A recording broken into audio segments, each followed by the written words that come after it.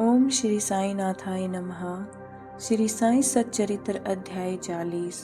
श्री साई बाबा की कथाएं। श्री बीवी देव की माता के उद्यापन समारोह में सम्मिलित होना और हिमाड़ पंथ के सहभोज में चित्र के रूप में प्रकट होना। इस अध्याय में 2 कथाओं का वर्णन है। बाबा किस प्रकार श्रीमान देव की माँ के यहाँ उद्यापन में सम्मिलित हुए और बाबा किस प्रकार होली के त्योहार के भोजन समारोह के अवसर पर बांद्रा में हिमाड़ पंथ के गृह पधारे। प्रस्तावना। श्री साई समर्थ धन्य है जिनका नाम बड़ा सुंदर है। वे सांसारिक और आध्यात्मिक दोनों ही विषयों में अपने भक्तों को उपदेश देते हैं और भक्तों को अपना जीवन ध्येय प्राप्त करने में सहायता प्रदान कर उन्हें अपनी शक्ति प्रदान करते हैं। वे भेदभाव की भावना को नष्ट कर उन्हें अप्राप्य वस्तु की प्राप्ति कराते हैं। भक्त लोग साईं के चरणों पर भक्ति पूर्वक गिरते हैं और श्री साईं बाबा भी भेदभाव रहित होकर प्रेम पूर्वक भक्तों को हृदय से लगाते हैं। वे भक्तगण में ऐसे सम्मिलित हो जाते हैं जैसे वर्षा ऋतु में जल नदियों से मिलता है तथा उन्हें अपनी शक्ति और मान देता है। श्रीमती देव का उद्यापन उत्सव। श्री बीवी देव ढाणू जिला ठाणे में मामलेदार थे।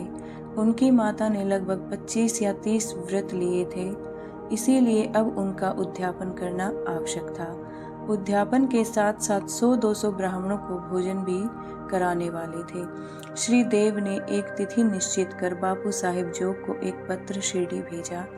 उसमें उन्होंने लिखा कि तुम मेरी ओर से श्री साईं बाबा को उद्यापन और भोजन में सम्मिलित होने का निमंत्रण दे देना और उनसे प्रार्थना करना कि उनकी अनुपस्थिति में उत्सव अपूर्ण ही रहेगा। मुझे पूर्ण आशा है कि वे अवश्य ढाणू पधार कर दास को कृतार्थ करेंगे। बापू साहिब जोग ने बाबा को वह पत्र पढ़कर सुनाया। उन्होंने उसे ध्यान पूर्वक सुना और शुद्ध हृदय से प्रेषित निमंत्रण जानकर वे कहने लगे कि जो मेरा स्मरण करता है उसका मुझे सदैव ही ध्यान रहता है। मुझे यात्रा के लिए कोई साधन, गाड़ी, तांगा या विमान की आवश्यकता नहीं है। मुझे तो जो प्रेम से पुकारता है उसके सम्मुख में अविलंब ही प्रकट हो जाता हूँ। उसे एक सुखद पत्र भेज दो कि मैं और 2 अन्य व्यक्तियों के साथ अवश्य आऊँगा। जो कुछ बाबा ने कहा था जोग ने श्री देव को पत्र में लिखकर भेज दिया। पत्र पढ़कर देव को बहुत प्रसन्नता हुई, परंतु उन्हें ज्ञात था कि बाबा केवल राहता, रूई और नीम गांव के अतिरिक्त और कहीं भी नहीं जाते हैं। फिर उन्हें विचार आया कि उनके लिए क्या असंभव है। उनकी जीवनी अपार चमत्कारों से भरी हुई है। वे तो सर्वव्यापी हैं। वे किसी भी वेश में अनायास ही प्रकट होकर अपना वचन पूर्ण कर सकते हैं। उद्यापन के कुछ दिन पूर्व एक सन्यासी ढाणू स्टेशन पर उतरा जो बंगाली सन्यासियों के समान वेशभूषा धारण किए हुए था। दूर से देखने में ऐसा प्रतीत होता था कि वह गोरक्षा संस्था का स्वयंसेवक है। वह सीधा स्टेशन मास्टर के पास गया और उनसे चंदे के लिए निवेदन करने लगा। स्टेशन मास्टर ने उसे सलाह दी कि तुम यहाँ के मामलेदार के पास जाओ और उनकी सहायता से ही तुम यथेष्ट चंदा प्राप्त कर सकोगे। ठीक उसी समय मामलेदार भी वहां पहुंच गए। तब स्टेशन मास्टर ने सन्यासी का परिचय उनसे कराया और वे दोनों स्टेशन के प्लेटफॉर्म पर बैठकर वार्तालाप करते रहे। मामलेदार ने बताया कि यहाँ के प्रमुख नागरिक श्री राव साहिब नरोत्तम सेठ ने धर्मार्थ कार्य के निमित्त चंदा एकत्रित करने की नामावली बनाई है। अतः अब एक और दूसरी नामावली बनाना कुछ उचित सा प्रतीत नहीं होता।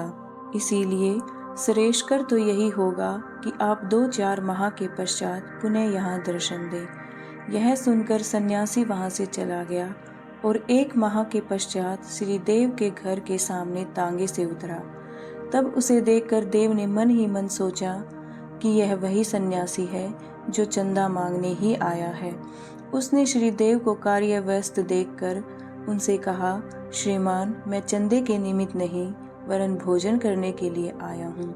देव ने कहा, बहुत आनंद की बात है, आपका सहर्ष स्वागत है। सन्यासी, मेरे साथ 2 बालक और हैं तब देव ने कहा, तो कृपा उन्हें भी साथ ले आइए।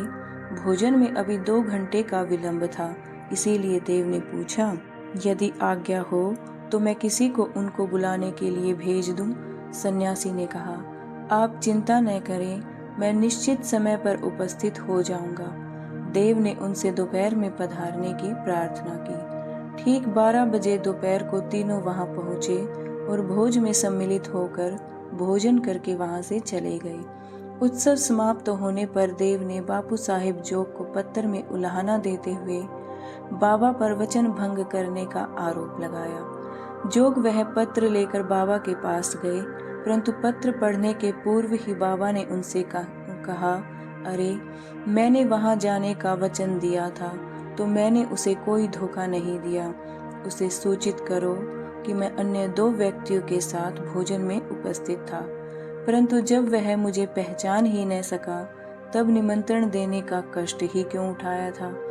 उसे लिखो कि उसने सोचा होगा कि वह सन्यासी चंदा मांगने आया है, परंतु क्या मैंने उनका संदेह दूर नहीं कर दिया था कि अन्य 2 व्यक्तियों के साथ मैं भोजन के लिए आया हूँ? क्या वे व्यक्ति ठीक समय पर भोजन में सम्मिलित नहीं हुए? देखो, मैं अपना वचन पूर्ण करने के लिए अपना सर्वस्व निछावर कर दूंगा।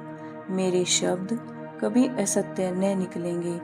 इस उत्तर से जोग के हृदय में बहुत प्रसन्नता हुई और उन्होंने पूर्ण उत्तर लिखकर देव को भेज दिया। जब देव ने उत्तर पढ़ा तो उनकी आंखों से अश्रुधाराएं प्रवाहित होने लगी। उन्हें अपने आप पर बड़ा क्रोध आ रहा था कि मैंने व्यर्थ ही बाबा पर दोषारोपण किया। वे आश्चर्यचकित से हो गए कि किस तरह मैंने सन्यासी की पूर्व यात्रा से धोखा खाया, जो कि चंदा मांगने आया था, और सन्यासी के शब्दों का अर्थ भी न समझ पाया कि अन्य 2 व्यक्तियों के साथ मैं भोजन पर आऊंगा। इस कथा से विदित होता है कि जब भक्त अनन्य भाव से सद्गुरु की शरण में आता है, तभी उसे अनुभव होने लगता है कि उसके सब धार्मिक कृत्य उत्तम प्रकार से चलते हैं और निर्विघ्न समाप्त भी होते हैं। हिमाड़ पंथ का होली त्योहार पर सहभोज। अब हम दूसरी कथा की ओर चलते हैं, जिसमें बतलाया गया है कि बाबा ने किस प्रकार चित्र के रूप में प्रकट होकर अपने भक्तों की इच्छा पूर्ण की। सन 1917 में होली पूर्णिमा के दिन हिमाड़ पंथ को एक सौपन हुआ। बाबा ने उन्हें एक सन्यासी के वेश में दिखे और उन्होंने हिमाड़ पंथ को जगाकर कहा कि मैं आज दोपहर को तुम्हारे यहाँ भोजन करने आऊँगा। जागृत करना भी सौपन का एक भाग ही था, परंतु जब उनकी निद्रा सचमुच में भंग हुई तो उन्हें न तो बाबा और न ही कोई अन्य सन्यासी ही दिखाई दिया। वे अपनी स्मृति दौड़ाने लगे और अब उन्हें सन्यासी के प्रत्येक शब्द की स्मृति हो आई। यद्यपि वे बाबा के सानिध्य का लाभ गत 7 वर्षों से उठा रहे थे तथा उन्हीं का निरंतर ध्यान किया करते थे, परंतु यह कभी भी आशा न थी कि बाबा भी कभी उनके घर पधार कर भोजन कर उन्हें कृतार्थ करेंगे। बाबा के शब्दों से अति हर्षित होते हुए वे अपनी पत्नी के पास गए और कहा कि आज होली का दिन है, एक सन्यासी अतिथि भोजन के लिए अपने यहाँ पधारेंगे, इसीलिए भात थोड़ा अधिक बनाना। उनकी पत्नी ने अतिथि के विषय में पूछताछ की। प्रत्युत्तर में हिमाड़ पंथ ने बात गुप्त न रखकर सौपन का वृतांत सत्य सत्य बतला दिया। तब वे संदेह पूर्वक पूछने लगी कि क्या यह भी कभी संभव है कि वे शिरडी के उत्तम भोजन त्याग कर इतनी दूर बांद्रा में अपना रूखा सूखा भोजन करने को पधारेंगे।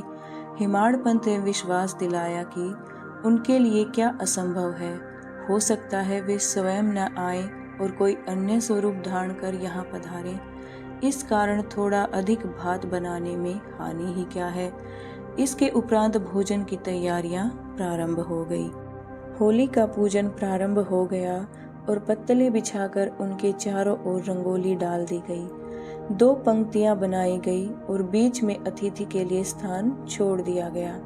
घर के सभी कुटुंबी पुत्र, नाती, लड़कियां, दामाद इत्यादि ने अपना अपना स्थान ग्रहण कर लिया और भोजन परोसना भी प्रारंभ हो गया। जब भोजन परोसा जा रहा था तो प्रत्येक व्यक्ति उस अज्ञात अतिथि की उत्सुकता पूर्वक राह देख रहा था। जब मध्याह्न भी हो गया और कोई भी न आया, तब द्वार बंद कर सांकल चढ़ा दी गई। अन्न शुद्धि के लिए घृत वितरण हुआ, जो कि भोजन प्रारंभ करने का संकेत है। अग्नि को औपचारिक आहुति देकर श्री कृष्ण को नैवेद्य अर्पण किया गया। फिर सभी लोग जैसे ही भोजन प्रारंभ करने वाले थे कि इतने में ही सीढ़ी पर किसी की आहट स्पष्ट आने लगी। हेमाड़ पंत ने शीघ्र उठकर सांकल खोली और 2 व्यक्तियों अली मोहम्मद और मौलाना इस्मू मुजावर को द्वार पर खड़े हुए पाया। इन लोगों ने जब देखा कि भोजन परोसा जा चुका है और केवल प्रारंभ करना ही शेष है, तो उन्होंने विनीत भाव में कहा कि आपको बड़ी असुविधा हुई, इसके लिए हम क्षमा प्रार्थी हैं। आप अपनी थाली छोड़कर दौड़े आए हैं तथा अन्य लोग भी आपकी प्रतीक्षा में हैं, इसीलिए आप अपनी यह संपदा संभालिए। इससे संबंधित आश्चर्यजनक घटना किसी अन्य सुविधाजनक अवसर पर हम आपको सुनाएंगे। ऐसा कहकर उन्होंने पुराने समाचार पत्रों में लिपटा हुआ एक पैकेट निकालकर उसे खोलकर मेज पर रख दिया। कागज के आवरण को ज्यों ही हेमाड़ पंत ने हटाया, तो उन्हें बाबा का एक बड़ा सुंदर चित्र देखकर महान आश्चर्य हुआ। बाबा का चित्र देखकर वे द्रवित हो गए। उनके नेत्रों से आंसुओं की धारा प्रवाहित होने लगी और उनके समूचे शरीर में रोमांच हो आया। उनका मस्तक बाबा के श्री चरणों पर झुक गया। वे सोचने लगे कि बाबा ने इस लीला के रूप में ही मुझे आशीर्वाद दिया है। कौतूहलवश उन्होंने अली मोहम्मद से प्रश्न किया कि बाबा का यह मनोहर चित्र आपको कहाँ से प्राप्त हुआ। उन्होंने बताया कि मैंने इसे एक दुकान से खरीदा था। इसका पूर्ण विवरण मैं किसी अन्य समय के लिए शेष रखता हूँ। कृपा आप अब अपना भोजन ग्रहण कीजिए, क्योंकि सभी आपकी ही प्रतीक्षा कर रहे हैं। हेमाड़ पंत ने उन्हें धन्यवाद देकर नमस्कार किया और भोजन गृह में आकर अतिथि के स्थान पर चित्तर को मध्य में रखा तथा विधि पूर्वक नैवेद्य अर्पण किया। सब लोगों ने ठीक समय पर भोजन प्रारंभ कर दिया। चित्र में बाबा का सुंदर मनोहर रूप देखकर प्रत्येक व्यक्ति को प्रसन्नता हुई और इस घटना पर आश्चर्य भी हुआ कि वह सब कैसे घटित हुआ। इस प्रकार बाबा ने हेमाड़ पंत को सौपन में दिए अपने वचनों को पूर्ण किया। इस चित्र की कथा का पूर्ण विवरण अर्थात अली मोहम्मद को चित्र कैसे प्राप्त हुआ और किस प्रकार से उन्होंने उसे लाकर हेमाड़ पंत को भेंट किया, इसका वर्णन अगले अध्याय में किया जाएगा। श्री सद्गुरु साईनाथार्पणमस्तु। शुभम भवतु। ओम श्री साईनाथाय नमः। अध्याय 40 संपूर्णम।